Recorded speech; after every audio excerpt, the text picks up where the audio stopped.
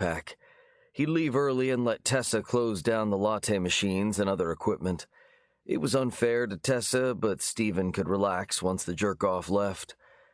Stephen maneuvered the rolling bucket and mop out of the cleaning closet and into the main area of the coffee shop. Chairs crowned the tables, and while the bright overhead lights had been turned off, the neon signs cast a multicolored light, like a buzzing rainbow.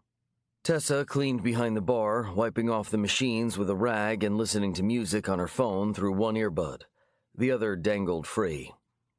Even late on a Wednesday night, traffic still moved down Broadway in a parade of lights. Before Stephen started mopping, he inhaled and smelled the sweetly bitter coffee and Tessa's perfume.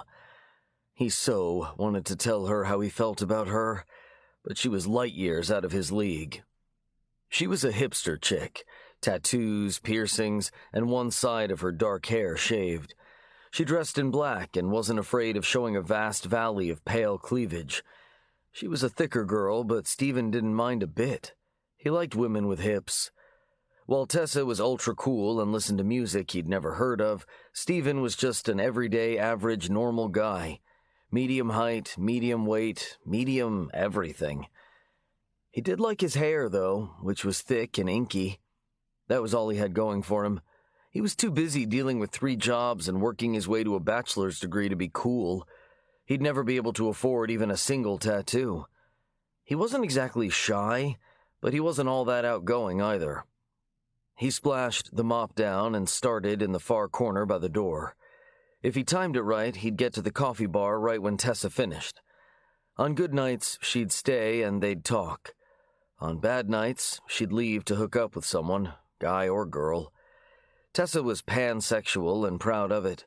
On those nights, Stephen wanted to burn the entire city down out of mad jealousy. Bud walked out of the back room wearing what he called his extroverted bomber jacket and sunglasses, even though it was past midnight. He tossed Tessa a look and then did what he normally did. He pointed to a spot and said, "Hey, Cool Whip, you missed a spot." He laughed at his own joke. Instead of leaving, he paused. "What kind of a name is Whip, anyway?" Stephen felt Tessa watching them. He wanted to shove Bud, or come up with a snappy comeback, but his head was blank. Truthfully, he didn't much like his last name either. "It's a name," Stephen said. "Just leave, Bud." The guy smirked. "That's the thing. You can't tell me what to do. You're just the cleaning guy. Tessa and I are baristas. We're important. You're not. We're the lords and you're the servant, Cool Whip." Stephen could picture himself slapping Bud across the face with the mop, but then Bud would contact the owners of the coffee clutch, and there went that job. He'd have to spend a fortune on coffee just to spend time with Tessa. He slapped the mop onto the floor. "Sure, Bud, I get it." Bully Bud laughed, unlocked the door, and went out into the night. Tessa returned to cleaning. Stephen made his way across the floor, hating himself for being such a punk. The fact was, he didn't feel like a servant. He didn't think he'd be smelling like disinfectant when he was in his 50s, unlike his mom, who worked as a cleaner at the Denver airport. He knew that at some point, things would change. But when? He had the floor shining when he reached Tessa, who sat on the counter, so he could get to the coffee stains and cast-off grounds on the tile floor. He glanced up and saw she was watching him. "He's wrong," Stephen said suddenly. Well, that was certainly off script. He always let Tessa talk first. He didn't want to be the douche who talked her ears off. "I know he is," Tessa said. "But come on, at some point you are going to have to stand up to him.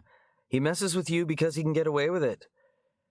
Stephen leaned on his mop and dared to look into her face. She had a nose piercing and hazel eyes that changed color. Sometimes they were greener, and sometimes they were bluer, and sometimes they were even a brownish color. She obviously dyed her hair black, and he liked the combination. Always had. Dark hair with blue or green eyes was striking. There was a foreign exchange student at Metro University from India named Arya who had similar features. Stephen thought Arya might be a model because she was kill-me-slow gorgeous.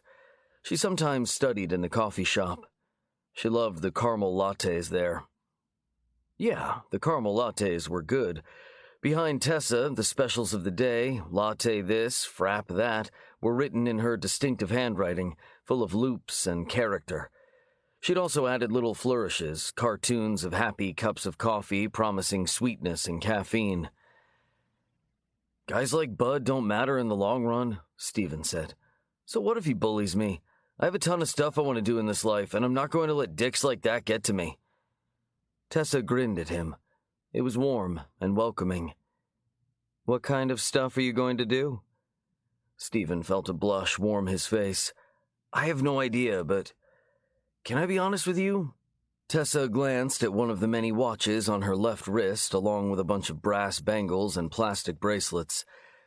"It's after midnight, early on a Thursday morning. If you can't be honest with me now, then when?" Stephen felt the fear in his belly like cold water, but he wasn't going to let that stop him. He was going to push forward and tell her something he'd never told anyone before in his entire life. And yet, every second of every moment, he had felt it. "Tessa, this is going to sound stupid, but I feel like I'm going to do something great. It's just a feeling. I mean, I have no evidence to support it. I grew up in Thornton, I got B's in school, and I knew I wasn't going to go to any big university. Hell, I'm lucky to be going to Metro. But at some point, something is going to happen, and it's going to make my entire life make sense." He watched as the smile dimmed on her face. Her eyes went far away, and a hush filled the coffee shop. A car outside honked a horn, and another car roared past on the street. What was that look about? Why wasn't she saying anything? Stephen had no idea. There was no way he could ask. He got the mop wet, swirled it into the wringer, drove the handle hard to wring it out, and then started on the floor behind the coffee bar. He'd been so stupid to open up like that. She must think he was such a moron. He concentrated on wiping away the coffee grime and footprints from the day. In a few short hours, he'd be 20 years old officially. According to his mom, he'd been born at exactly 6:16 a.m., but then sometimes his mom said she'd brought him home at 6:16 a.m. His mom was a bit spacey, even on her best days, so he had no idea what time he'd been born. And it was odd how she talked about it. Spacey and odd, that was his mother. Why wasn't Tessa saying anything? Finally, he had to break the silence. "You know, today is my birthday, and maybe the big grand something that is going to happen will happen because of my superior mopping skills." "You do mop well," Tessa finally said. He risked glancing at her face. Instead of a smirk or sneer or any kind of disgust, he saw tears sparkling in her eyes. Damn, her silence was one thing, but tears were a whole other animal, a species he had no idea how to handle. It was time to try and back out of the trouble he'd got himself into. "Well, Tessa, you know, I bet most people think that they're special. Isn't that the point of humanitarianism? We're all special humans living special lives when in fact we're just ants." Tessa jumped off the counter, landing her trendy knee-high boots squarely onto the area he'd just mopped. "Don't," she said viciously, "don't do that." She grabbed his arm. He found himself staring into her face. "Don't mop? You know, Mr. Slocum pays the Broadway Cleaners Incorporated like $500 a week to keep his coffee shop. Not to brag, but I get like 5% of that. A night. Cha-ching." Tessa didn't smile, and those tears never left her eyes. "Don't do that either," she said. "Don't shit on your truth by avoiding it or by trying to be funny." "Trying and failing," Stephen murmured, obviously. Tessa must have realized she had lost control of herself because she let go of his arm and stepped back. "Maybe we're all ants, maybe nothing matters, but Stephen, you work your ass off. You'll get home around 2, but you have your cafeteria job at 9. You do that, then ace your classes before you go to the library." It was a shock that she knew his schedule as well as she did. Stephen, wisely, stayed quiet. She kept on talking, passion in her voice. "You're at least trying to make something of yourself. Me? I have this crappy job, and I write my crappy poetry and practice my crappy calligraphy, and that's my life.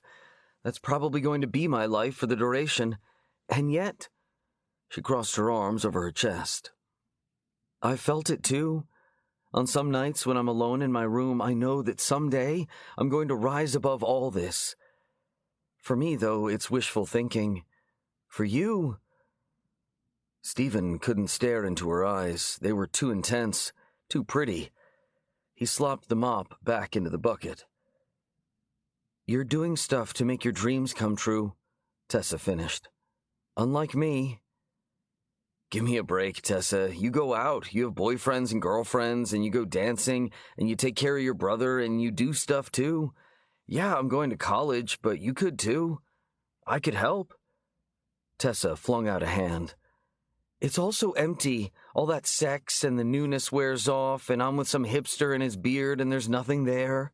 Yes, I have friends and I love my family, especially my brother, but if some great thing is going to happen to us, we're going to have to work for it. You're doing that. She paused. I'm not.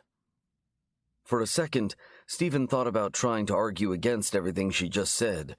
He thought about telling her he'd been in love with her for months, but then he knew the friend zone well. And with someone like Tessa, it wasn't just a zone, it was a dungeon, and she'd thrown him into the friend dungeon long ago and thrown away the key. No way would she ever go for him. Yet, she knew his schedule. She admired him for some strange reason, even though he let Bud walk all over him. Could he escape the dungeon and into her heart? He was about to say something when a guy in a lizard mask, covering his entire head, charged through the front door. In his hand was a black pistol. Fuck. Bud hadn't locked the front door on his way out. Take the cash, Tessa yelped in fear. No, this guy hadn't just busted in to rob the place. Something about him, something about the way he moved, how he held the gun, and how his weird red eyes fixed on Stephen said that he hadn't come for the money. He raised the gun. He didn't aim for Stephen, though. He fired at Tessa. Chapter 2. Stephen didn't even pause to consider what to do. It was like every single movie he'd ever watched had taught him exactly what to do at that moment. He flung his arms up and lunged in front of the bullet. He felt the punch of lead striking his chest and knocking him back. He wasn't dead yet. Good. He didn't feel like he was bleeding, but he must have been. Tessa, get to the back room and call the police. Stephen whirled, grabbed his mop, and leapt over the counter. The guy in the lizard mask fired again. Stephen dodged to the side on instinct. His heart hammered and adrenaline gushed into his system, making it hard to think even as his senses came alive in a way he'd never known before. He could smell the guy's leather coat, the cleaner on the floor, the gunmetal oil, even the exhaust of cars outside. Every detail screamed at him. Another bullet hit him, this time in the arm, and it hurt, but that pain felt distant. He had to keep Tessa safe, and he had to get that gun away from the psycho. Why wear a mask that covered your entire head? It was green, scaly, and so realistic looking. He must have been a makeup artist, since the mask melded seamlessly with the guy's face. His eyes were crimson and slitted horizontally like a serpent's. He must have bought cosplay contact lenses at a Comic-Con to alter his eyes like that. There's a guy with a gun, Tessa's panicked voice screamed from the back room. He shot my friend. Please get here quick. That would be the 911 call. Stephen slammed the mop into the lizard mask. The gunman was driven back into a table. The stacked chairs came tumbling down in a crash of noise. Stephen lowered his shoulder and drove it into the guy. He tripped back over the chair and went down. The pistol went sliding across the floor. Dropping the mop, Stephen bolted for the gun. The guy grabbed him and pulled him down. The masked man was strong and outweighed Stephen by a lot. In fact, he was huge. The guy scrambled over Stephen, digging a knee into one of his kidneys. The sharp pain made him gasp. That didn't seem right. How could a blow to the lower back hurt worse than a bullet wound? And where was the blood? Stephen still didn't feel the blood. But he had other things to worry about. Both he and the gunman were on the floor reaching for the pistol. Why are you still human?